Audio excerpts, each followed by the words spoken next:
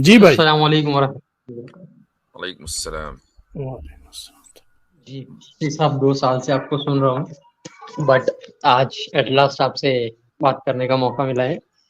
जी तो मैं ये पूछ रहा था कि कंसेप्ट ऑफ गॉड के बारे में था कि आप कहते हैं कि जो गॉड होता है, जो जितने भी आपने डेफिनेशंस रखे हैं, एट्रीब्यूट्स रखते हैं कि वो ओमनीपोटेंट होता है, ऑल पावरफुल होता है, एटसेट्रा एटसेट्रा। ये सब डेफिनेशंस आपने मतलब कहाँ से लेते हैं, और हम मतलब क्यों माने कि गॉड ओमनीपोटेंट होता है, ऑल पावरफुल होता है, एटसेट्रा, ये सब चीजें। हाँ, हम एज अ मुस्लिम हम ये बिलीव करते हैं बिकॉज कुरान में है, लेकिन एज एथीस्ट या फिर एक चीज से भी पॉइंट ऑफ व्यू से भी अगर देखा जाए, अगर वो खुदा पे यकीन रखता है, तो फिर वो ये क्यों माने कि वो अगर खुदा है तो वो ऑल पावरफुल भी, ओमनीपोटेंट भी है, एंड वो हर चीज पर कुदरत रखता है। प्लीज। ठीक। आप मुसलमान है ना? नहीं, जी जी, अल्हम्दुलिल्लाह। मुसलमान है, ठीक है। देखिए, इसकी जो दलील है वो बहुत सिंपल सी है, और वो ये है कि जिस खुदा को हम और आप मानते हैं, बल्कि पूरी दुनिया अगर किसी को खुदा तस्लीम करती है तो साथ में ये भी तस्लीम करती है, दो चीजें तस्लीम करती है। नंबर एक, कि वो वाजिबुल वजूद होगा। वाजिबुल वजूद का मतलब ये है कि उसका जो एग्जिस्टेंस होगा वो नेसेसरी होगा। ये मुमकिन नहीं है कि उसका एग्जिस्टेंस जो है कभी एक वक्त पे शुरू हुआ हो और फिर एक वक्त पे खत्म हो जाए, वरना फिर वो खुदा कैसा? वो तो हमारे जैसा होगा ना। हमारा भी एग्जिस्टेंस शुरू हुआ है और खत्म हुआ है, तो फिर हम भी खुदा हुए। तो उसका वाजिबुल वजूद होना यानी नेसेसरी एग्जिस्टेंट होना ये जरूरी है। पहली चीज ये मुसल्लम है सारे तमाम अहले मजाहिब के नजदीक।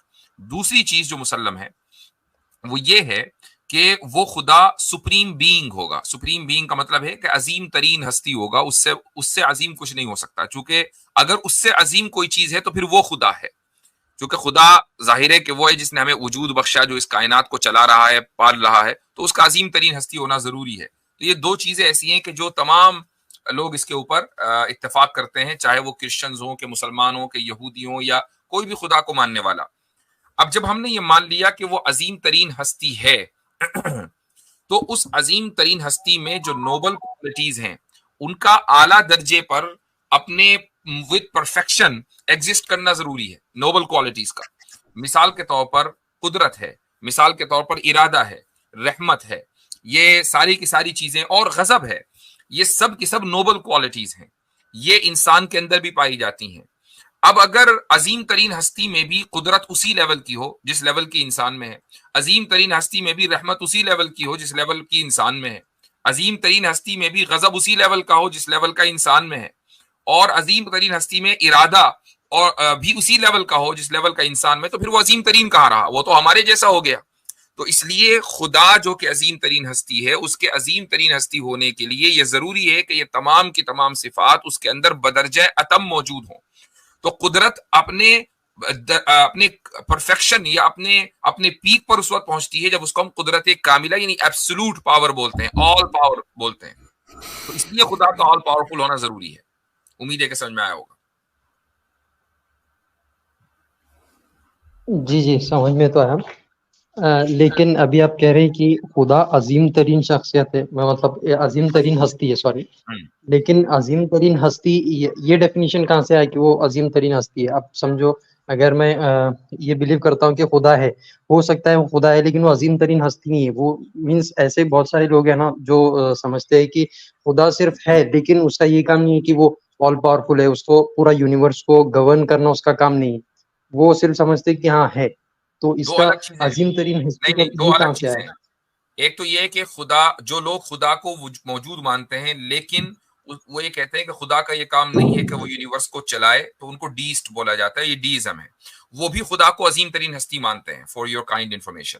अगर आपका सवाल ये है कि हम ये कैसे साबित करते हैं कि खुदा अजीम तरीन हस्ती है, तो इसकी बुनियाद इंट्यूशन है। इंट्यूशन समझते हैं? सॉरी, क्या बोले? इंट्यूशन, इंट्यूशन समझते हैं? जी नहीं। अच्छा। एक बात बताएं कि आपके वालिद आपके नजदीक मोहतरम हैं, उन मुअज़्ज़ज़ हैं, इसकी क्या दलील है? मोहतरम है। हम्म। इसकी इसकी दलील दलील, तो है ही नहीं, नो आइडिया सर। है ही नहीं। इसकी दलील क्या है? बस है जी मोहतरम है, यही दलील है इसकी। इसको बोलते हैं हम इंट्यूशन। नहीं, कुछ तो इसके बिहाइंड कुछ तो रीजन होगा ना। कोई रीजन नहीं, बस आपके वालिद हैं, उनका वालिद होना ही उनके काबिल एहतराम होने की दलील है, और हर एक का बाप उसके नजदीक काबिल एहतराम है, इल्ला ये कि वो बिकॉज उन्होंने औलाद ही शैतान हो। बचपन में हमारी परवरिश की, उन्होंने बहुत सारी मतलब स्ट्रगल किया हमारे लिए, भाई इसलिए वो क्यों किया? हमारे लिए बाप थे ना, मोहतरम है। इसीलिए किया। अगर बाप ना होता तो क्यों करते? इसका मतलब असल बाप होना है।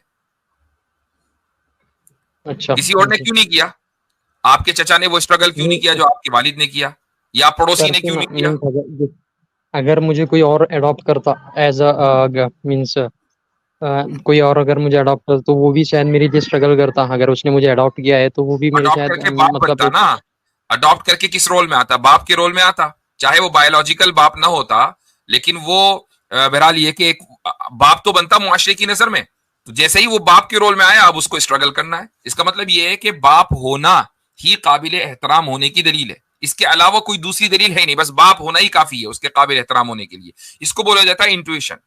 एक और मिसाल दे देता हूं इंट्यूशन समझाने के लिए। मैंने इंट्यूशन समझाना चाह रहा हूं आपको। आपको भूख लग रही है, इसकी क्या दलील है? सॉरी। आपको भूख लग रही है, इसकी दलील। इसको साबित करें कि आपको भूख लग रही है।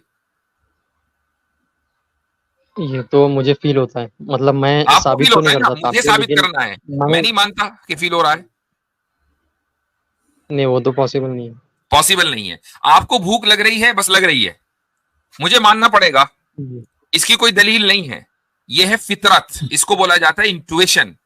तो ये हमारी ओके। इंट्यूशन में है कि जो इस दुनिया का बनाने वाला है, या तो फिर सवाल हो, ऑब्जेक्शन हो बनाने वाले पर कि भाई जी बनाने वाला कोई नहीं है, लेकिन अगर हमने मान लिया कि एक हस्ती ऐसी है जो इस दुनिया को, इस कायनात को बनाने वाली है, तो फिर वो अजीम तरीन है। जिस तरीके से एक इंसान का बाप उससे अजीम होता है अपनी औलाद से, इसीलिए वो एहतराम का हकदार होता है, ऐसे ही इस कायनात को वजूद बख्शने वाली, अदम से वजूद बख्शने वाली जात अजीम तरीन जात होगी। अगर कोई दूसरी जात उससे अजीम होगी तो फिर वो खुदा होगी। यह है इंट्यूशन, यह है फितरत। अब इंट्यूशन के ऊपर आप कोई साइंटिफिक दलील नहीं मांगते, उसके ऊपर कोई, जैसे भूख के ऊपर नहीं कोई साइंटिफिक एक्चुअली, दलील नहीं है। हाँ हाँ, राइट है। ये वैलिड होता अगर वो जो जो भी थीस्ट वो मान रहा है कि खुदा है, वो ये मानता कि मीन्स ये यूनिवर्स को क्रिएटर ने बनाए।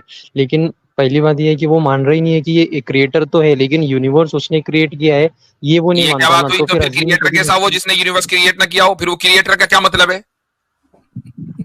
मतलब वो क्रिएटर तो नहीं, वो गॉड शब्द यूज करता है, वो कहता है कि गॉड है, लेकिन ये तो भाई यूनिवर्स आपको का अपना कॉन्सेप्ट क्लियर करना इसलिए जरूरी है कि बात फिर क्रिएटर पे होनी चाहिए। ये मत कहिए कि वो अजीम तरीन हस्ती है। अभी आप इतनी देर से ये बात कह रहे थे कि जी वो क्रिएटर को तो मानते हैं लेकिन उसको अजीम तरीन नहीं मानते। अब जब अजीम तरीन साबित हो गया तो आप कह रहे हैं कि नहीं वो क्रिएटर भी नहीं मानते, तो फिर क्रिएशन इस पर बात होगी कि वो क्रिएटर है कि नहीं, वो खुदा खालिक है कि नहीं। मैं कहता हूं कि अगर खुदा है तो वो क्या है? अगर उसके नजदीक खुदा है तो वो क्या है, वो साबित करे। अब आप बताएं, अगर आप उनको उनकी कुछ बातें समझ के आए हैं, सुनकर आए हैं। एक आदमी के नजदीक खुदा है, क्रिएटर नहीं, तो क्या है? नहीं, वो तो कहते हैं कि खुदा सिर्फ वो होता है जो सिर्फ जब मुसीबत के टाइम पे लोगों की मदद करने के लिए आता है। एंड अच्छा, बस उतना ही उनका कॉन्सेप्ट क्यों? होता है कि बस जब क्यों आता है भाई? और फिर उसका क्या वो ताल्लुक, भी उसका यही क्या बोल। ताल्लुक है मखलूक से, कायनात से? उसने ना कायनात को बनाया ना चला रहा। भाई मैं एक बात हम्म, बताइए, युगांडा के अंदर कोई आदमी जो है वो मुसीबत में फंसा हुआ है, मैं क्यों भागूंगा उसकी मुसीबत में मदद करने के लिए? मेरा उससे क्या ताल्लुक है? जी जी। तो मुझे बताएं कि जब राइट। खुदा ने न बनाया, न पैदा किया, न चला रहा है, तो मुसीबत में मदद करने क्यों आता है? हम्म।